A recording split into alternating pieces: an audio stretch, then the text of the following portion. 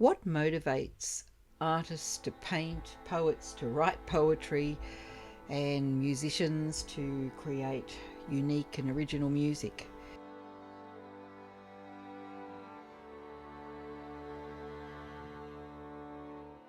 Throughout my career, there have been many times that I've examined why I've lost motivation at various times, and any artist that's been in the game long enough, and I do mean artist that is creating something, and therefore that's why I said poets, musicians, painters, they will get to this place where they lose their mojo and they want to know how to get it back.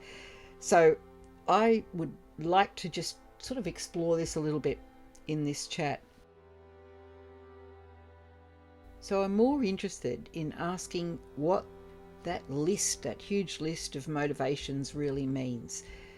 I reckon that the big list of 10,000 reasons and motivations to do our creative work could be sorted out into just a couple of metaphoric categories.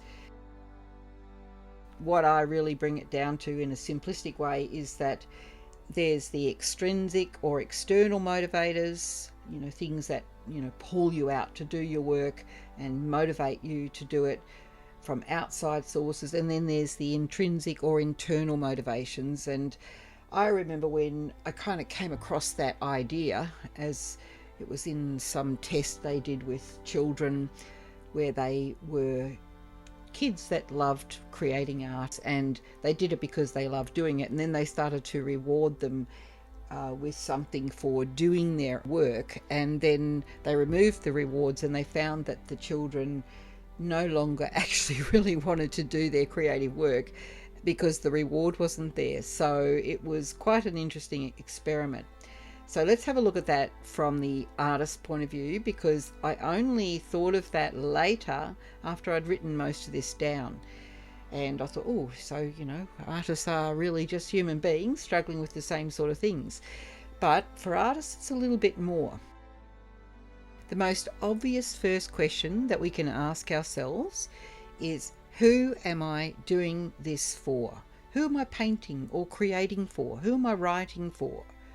When you ask this question, and this is an exercise to dwell on, you might find that answering it is quite intimidating, confronting, or actually really quite hard. Your answer will probably pop out instantly, of course, but you'll know that it's probably not quite authentic or genuine if you just reflect on it for a minute. For instance, if we say, well, I'm doing it for myself, why do we even care to be labelled as an artist or have our work seen or read? Why, if we're really doing it for ourselves, why do we care about others seeing it? Why would we let it bother us that, we go to our grave and no one's actually ever seen our sketches? If we're really doing it for ourselves, then that is pretty much the only audience that we need, right? Is ourselves. It's our inner work. In this case, there's no reason to be trying to establish a style or a brand or even to sign your work.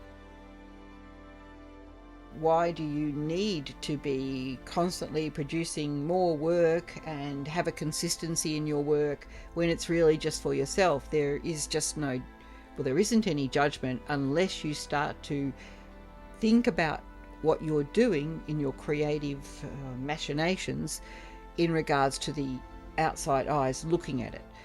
That is only needed, that formulaic or discipline around your work is only needed when you're working into an expectant marketplace that is seeking a predictable and reliable formula. No matter that the art world always waffles on about, look at our creatives. What they really want is recognizable styles so they can put you in a box, and that is pretty much what success is built from. There's plenty of examples of that we could go through. If you're really doing it for yourself, there's just no reason to put it out there or even get feedback from your mum, your wife, or the marketplace, let alone trying to sell anything. I mean, if we're doing it for ourselves and then someone comes along and accidentally sees it and places a value on it, for example, they want to buy it, or they give you some praise, and that might have happened because they actually saw it by accident, then how does that make you feel about your own intimate exploration, which is absolutely private, nothing to do with anyone else's judgment? That's a very important thing to think about as we're working all this out. Spend some time on it.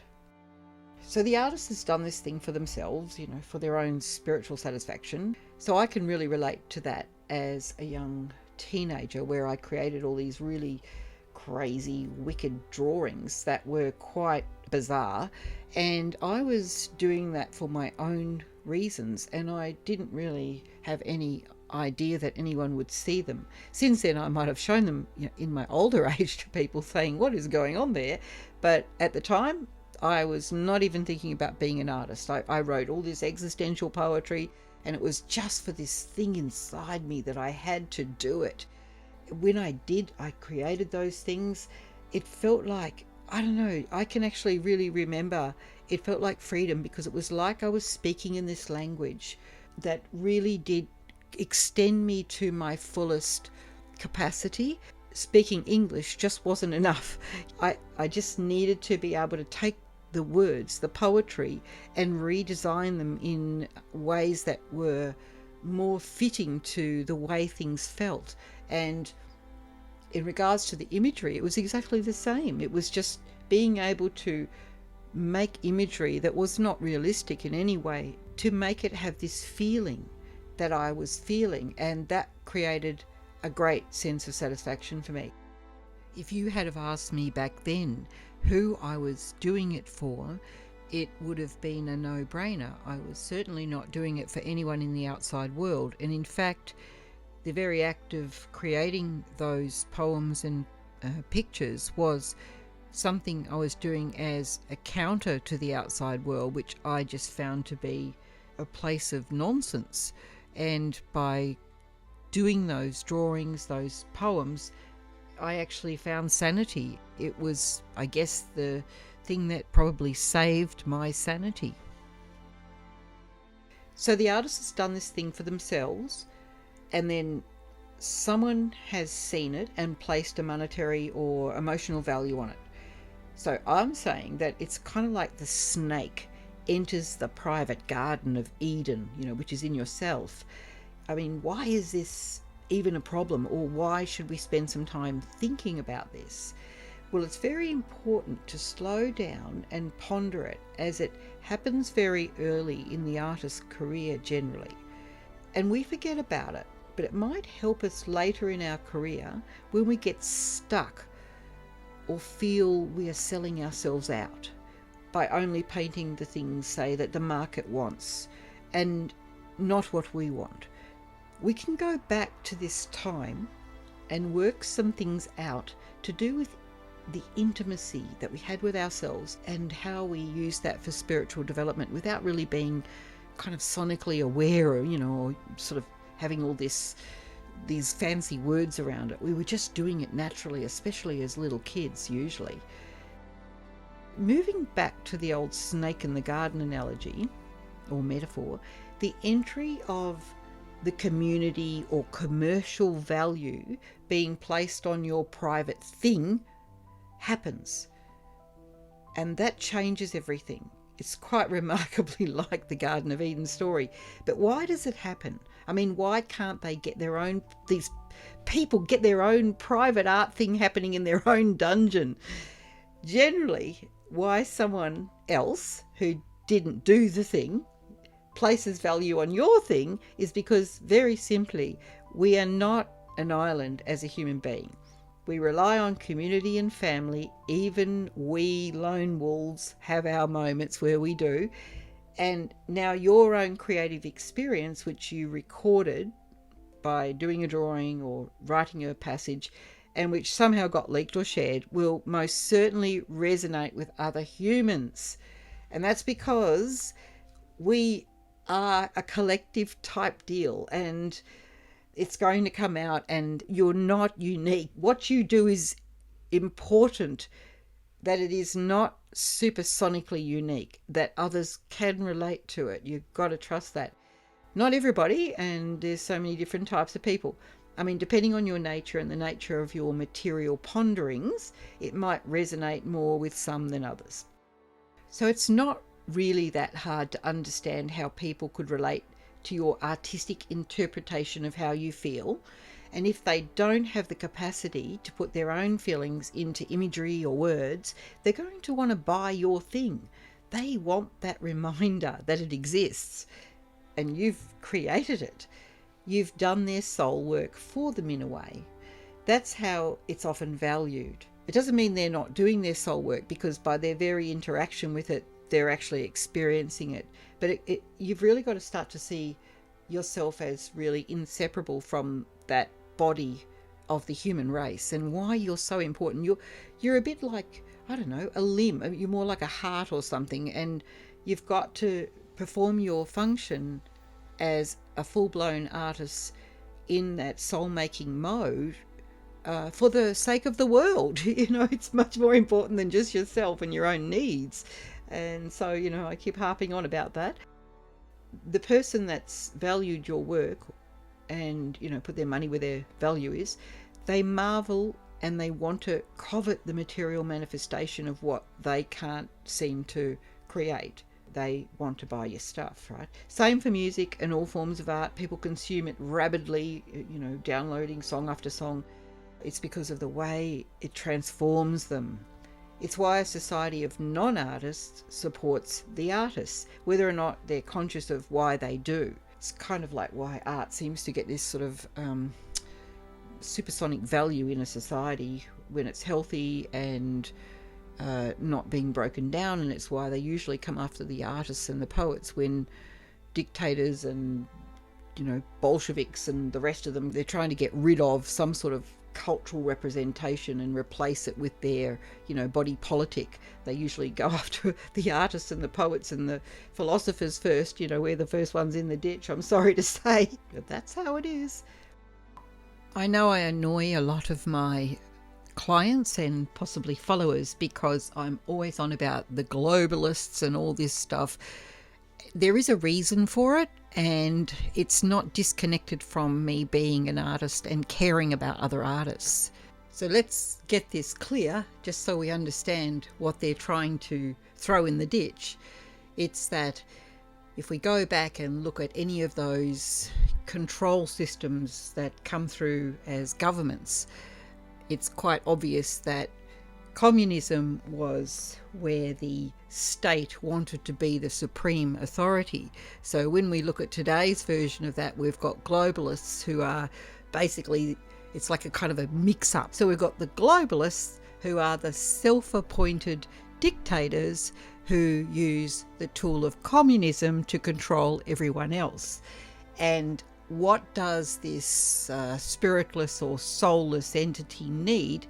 They need to have themselves as the ultimate authority over, all this nonsense about the soul. So when an artist or, a poet or an artist does their work and has this, inclination to examine their internal processes, spirituality, however you want to put it, and then they accidentally or deliberately share that with the community, it triggers in the collective psyche of the community that this is actually a possibility, that you can have an authority that's greater than the state. So that's why these artistic people who do actually do real work, not just create decoration through, repetitive commercial work all the time, these people are a real threat and they have to be removed. And that allows the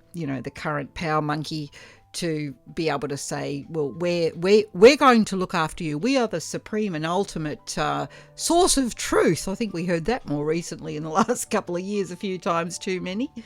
And this is why I think it's really important for we as artists to understand how important it is that we do our inner work and understand the difference of that inner process, which is a very intimate or intrinsic kind of process, and then know when we move outside and it gets shared that the reason it has value is because you're actually a kind of a channel to do that work for the collective community sometimes, who may not have the typology or the access or the inclination to look inside the way you might naturally. That has really been something that is particular to the human race for all eternity. There's always been those who do that inner work for the whole of the community, and then they share it. And in the old days, they would have some sort of label such as the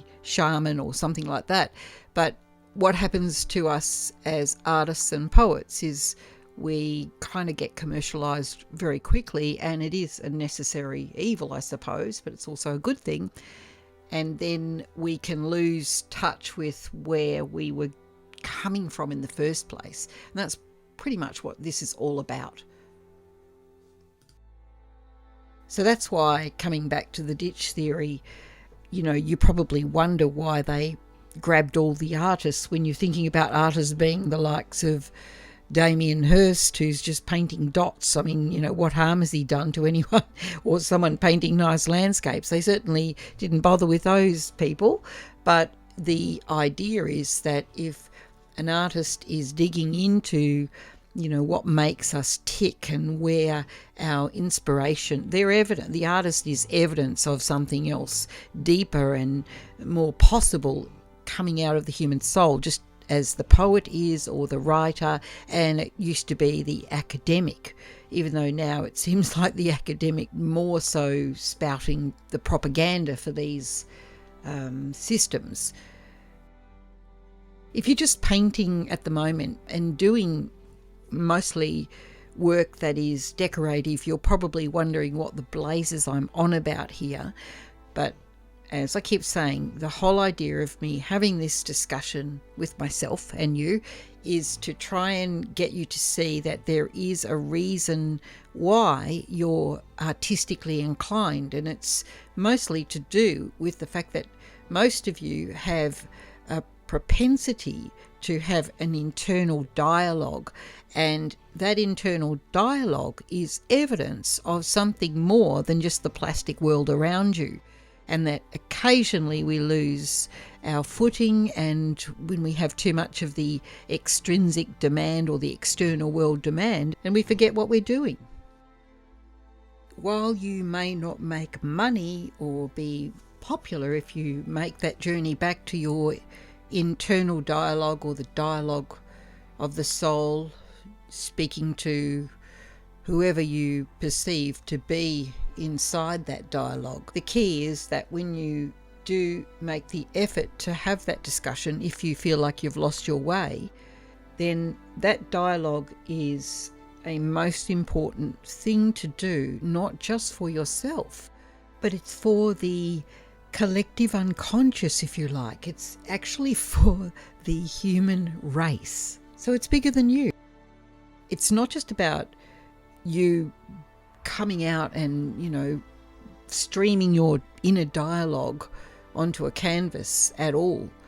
And we could even say that that's pretty much what the Bible was made up of, which was an inner dialogue being streamed in all the other great tomes. It's not that. It's more so that you take an action in the world, whether it be with your pen or your brush or your typewriter, and that action that you take, because you're a physical being, an essential being, is the way you actually translate what's going on in your mind or your soul-mind connection onto a medium, and that medium then can be shared. So I'm not much interested in this, AI bullshit with putting chips in your head. That's just all nonsense. But this is actually the real organic process that is the highest value. And when you do that, you often will create artwork, and it may not be intended for, for your commercial market, but you will be able to dialogue with what you're creating, writing, painting, on a much more satisfying and deeper level. And that's actually where you will regenerate. That's where you'll be doing your soul work.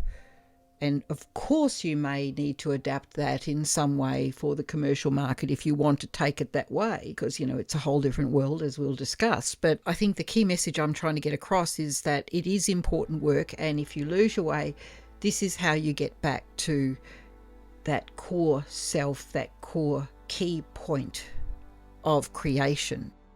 Most artists know this, but we do forget it. And we just need that little reminder because we get so hooked up with performance in the external world that we place very little value on this process. And we know we can tap into it, say when we have a drink or listen to some loud music, and that does tend to put us in a form of trance where we lower the conscious resistance to that state. But I think that it'd be nice if we had more awareness around what it actually is. Also, what's under threat from the current global nonsense going on and all of its force of, the terrorism they're throwing at us around AI is better than you, AI can surpass you, it's going to be all through you, and, you're not even going to be human anymore. I mean, that's pure, unadulterated, psychological terrorism. It's designed to intimidate you, to make you feel small, pathetic and useless. Don't stand for it. It's complete nonsense. They can't replace you. That's your proof of how important you are in a society and how important it is for you to stay connected to your heart and to find a way back there if you get lost now and again. And that's really what I'm talking about in this talk.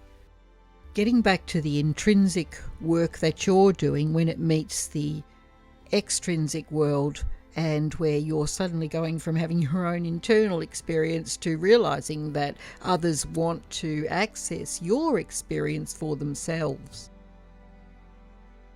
What happens once this interaction occurs and the society, the non-creating society, places value on your manifestation of your inner work, or your soulful type paintings or writings, is that this sets up a completely different dynamic for how you are approaching your work. And that's when the trouble starts. It's also where the reward comes in, but it's also, unfortunately the opposite as well. So it doesn't seem like trouble at first, as we suddenly find that we're being revered and rewarded for spilling our guts.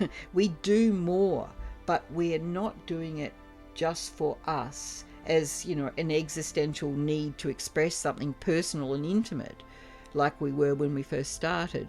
We're doing it because others want it. And of course this places reward around our performances. Money and awards or praise is then attached for us to expressing ourselves with, the medium, whatever it is. Of course we want to please, because who does not like money and praise, right? But the trouble is we become kind of like dancing puppets. We dance to the tune of the clients, the galleries, the judges, all the art boards and the critics. We do so and we are rewarded for doing so. So why wouldn't we? You'd be crazy not to. It's about survival and thriving if you do, actually thriving, and you get rewarded the more you do. There's plenty of examples of artists that have just taken it to the maximum stretching point, such as Damien Hirst, where it's no longer art, but it's actually just a production factory. And that is really the hard core of it. That's what makes the world go round. So at that point, being an artist doesn't make you any different to just being a good craftsperson who can turn out 500 perfect table legs a day, just all matching the same. Just occasionally you might go from turning table legs to chair legs, or you could paint that seascape that's so popular from a different angle, or maybe add a pomegranate to your still life and change the tablecloth. But you never change the signature style, and everyone's happy in the marketplace and Bob's your uncle, wink wink, and we call that a successful artist. The galleries love it. Consistent and disciplined, they will say. Lots of sales. Don't worry, Mrs. Epstein, you missed the last one, but Vincent here can do you a commission exactly the same with your special twist. Okay, I know. I've been in the game long enough to know it very well, and I have benefited, as many of my very long-standing successful artist friends have. I am talking from experience. You really are a champion. As an artist, you're creating or offering a service and it's being valued in the community by others. And here comes the paradox. And therefore, you're rewarded for your service. So well done. But that is pretty much how it all ends up going off track. Eventually, that reward turns into feeling almost like a form of bribery and compromise. You feel like a prostitute who's being blackmailed. Every time we slam the table and say, enough, the shimmering gold-wielding blob starts whispering in our ear, we will only pay you if you give us what we want. So you decide not to be a rebel today, and you just save that for when you've got some private time to play around. And do your real work and get back to yourself. So the shimmering goldy blob that's in your ear is not the lovely, sacred, soulful, muse that would talk to you when you are doing that work privately for yourself. So you find yourself back to that old desire to return to the private cave under your bed where you made that stuff just for yourself originally. The whole world of success in the artist's life feels at times, after a long career mind you, like a form of capture or hostage taking by your market. If you are only new to an arts career, you may not even understand what I'm talking about here, so just keep it in your back pocket for later. So you can see how this gets very quickly distorted and morphed into something other than you being a happy little artist in your studio creating stuff. It really is the hardcore reality of long-time successful artists, but also artists that have given up because they felt this compromise and they couldn't keep doing their work because they wanted to stay in that soul-making state of being, and that kind of kicked them out of being viable as a selling artist. Well, this doesn't sound very romantic and probably isn't very inspiring for you to hear this. I think it's really important to have clarity around how this all happens so that we can do something about it constructively. So when we ask ourselves the question of, who am I doing this for? And maybe we answered, I'm doing it for my audience, my market, the gallery, or the world, whatever that is, then how does that feel? As opposed to having, say, replied, I'm doing it for myself. It sounds very logical, doesn't it? That you're doing it for yourself and you're doing it for the world or the public. But when you split it up and start to look at it a little bit more closely, we can start to see why things go off track. And I do think that we need a little differentiation because we can't sort problems out unless we literally sort them out, as in sorting them into different categories. Just sit with that reply though for a few minutes or hours, if you like. Don't ask yourself another question other than that one until you really absorb what that means. And that was that we said we were doing it for the public, the gallery, the client, etc., but the outside world. For demand. So we just take that answer at its face value in its most simplistic form. It means that you're a person in service of the public. So let's just be really clear about that. You're not being this arty-farty crazy person. You're just doing a service for the public. You're using your craft, because it is a craft when you have that approach. You are carefully repeating a formula. You may change it slightly, but you are pretty much sticking with the style that everyone kind of thinks is coming out of you and that they're celebrating and they're rewarding you for. You're using this craft to create products and objects for the public, and therefore that's what you do. There's nothing wrong with that. However, the best thing is to just make sure that you're clear that that is what you're doing, and that's all. It's just what it is. Settling with that in full sunlight should remove some of the confusion where you may have been blaming others for causing you to feel compromised, or even blaming yourself. I've said it myself. My friends have said it. Oh God, I've got to do this commission, or the gallery wants me to do these pieces, and it's got this theme that I have to follow. Oh boy, that can get really weird. But we've just got to remember it's our choice. to serve the public, so why would we be feeling resentful if we've decided we're doing it for others? We're not doing it for our own inner needs when we say that. We're saying we're doing it for the gallery or the market. Of course, you might also be enjoying the sensual process in the creation of the products for the public, like many focused craftspersons might. That's great, and I imagine you're not really needing to do this investigation into your motivation, so why are you listening to this? Get back to work. When I asked why, who are you doing this for, you might have said, well, I'm doing it for me because it's meditative and it relaxes me, so fine.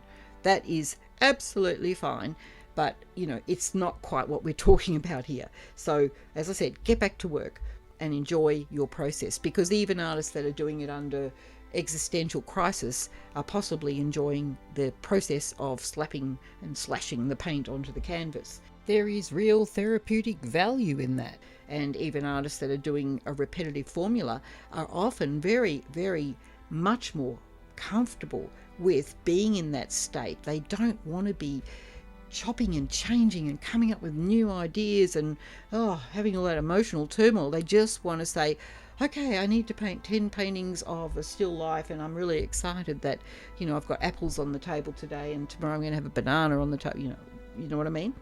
A lot of artists simply use the occupation as a form of escapism. There are as many types of artists as there are species of flower, and they all have their own reasons, but really what I'm talking about here is for those artists that find themselves feeling compromised by their commercial success, or even the other way around, that they can't become commercial in order to make money from their art because they feel like it's a compromise to their true inner voice or their dialogue with the muse. This is what this discussion is about. It's about separating the issues and saying, how can we play the field, both fields? How can we move back and forwards with more ease, a little bit like the Greek god Hermes or the Roman god Mercury, who was able to move between the upper world and the underworld with great ease. If the who am I doing it for is not for the outside world, and that's not a satisfactory conclusion for you, then we might need to review who we are doing this art process for. So if I then say, okay, I'm doing it for myself, then I need to ask myself, why do I need to do this for myself? What purpose is it for? Why did you first become attracted to the process of art for a kind of therapeutic expression in the first place? Can you remember? Now we're getting back to the Garden of Eden, or innocence and the path of the soul. The problem with being in that mode of being the creator of fine art products is that if you let your ego go on to thinking that it is making some sort of unique genius product, like the work of a unique original art, when it really is a market-driven product, then that's when you might find that you have hooked up your heroic ego, who has a contract or job in society or to the family, and have mistaken it for your spiritual development. That's why it feels so dumb and empty. You need to get back to your true spiritual calling now and again, not necessarily all the time. It gets a bit tiring. The more successful you are as an artist, be it a visual artist, musician, writer, poet, the harder and deeper this void can become to move between. So you do an occasional bit of soul searching and work out ways to be clear about when you are being a making machine and when you are doing your soul work. Occasionally, artists are able to stand with a leg in each camp or on both sides of the cliff and pull it off magnificently, but rarely, if ever, can they stay there for longer than a few magnificent moments. There is too much bulldust out there in the art world where we are judged as either having it, losing it, or have used to have it, or whatever we are measured by, based on this not so mysterious dilemma that we have to deal with in our unique occupation full of ups and downs and massive risks. And congratulations again to you for having the courage to become an artist. It is not a safe bet, but it can be a lifetime occupation with a bit of careful management and understanding of your mental balance and your soul needs and how you must attend to that work. Like any human being, I suppose, but for artists, it starts to get attached to our work. The soul work gets attached to the work that we do in the world, in the public world. So you've got to be careful. You've got to be aware. It is actually dangerous not to be aware, because if you start to mistake what's going on in the outer world and how you're being judged for your performance, your creative work, and you start to, or you haven't been able to differentiate your public work from your soul work, you could very easily take the judgment or the critique in the outer world as if someone is critiquing who you really are in your deepest self. This is where everything goes wrong. So in order to have a really strong sense of self in the outer world, you've got to really understand that who you are inside, on the inner side of your creative perspective, is not actually for public discussion. It's nobody's business. So the caution is all around understanding the difference and the separation that you've got to have there in your mind. Where things go terribly wrong is where people mix it all up, and then they think that because someone criticises their work, they're not approving of your very existence on this planet. It's like the ultimate murder. It's a murder from the outside world that you're letting happen to yourself. It's an assault unless you protect your own inner world. So that's the motivation for understanding this, in my view, is that the more sensitive you are, the more you need to understand how this works. And I guess some people seem to have a tougher skin, you might say, or some people seem to bounce back better even after criticism. Some people become more defiant with criticism. It doesn't matter how you go about it. I think the key is that if you can make sure you're clear about the difference between these two things, and that every now and again you can bring out something that is your true self, coming from your core self, and deliver it to the public in the form of a product. But the critique or the non-approval of that thing that you bring out, which could be that you simply haven't had it seen by the right people, or that you're not in the right marketplace, is most certainly no reason to then start judging yourself. We need to be very clear that how we measure ourselves deeply internally is nothing to do with how the outer world measures the product of your activities. This is why it's very important to understand the difference and not to mix it up. Yes, it's important that you bring forward some of this mysterious stuff that you do pick up on that inner journey, but it is never to be confused with the marketplace and all the things that go on out there. That's for outside. Inside is sacred. You're going to fall in and out of the chasm of inspiration and favour in the world. It's normal and natural. So make sure there are safe spaces to land, and you know what's going on when you do fall, and that you have enough, money in the bank or safety net of some sort, if you can, for when you need to retreat to the monastery to recharge. Stop judging yourself or even others for having expectations of what you should be doing for yourself, and take responsibility for your spiritual needs by remembering how you used to negotiate them in private, away from the job world. Anyway, take care, artist friends. I hope there was something in there you can extract and use.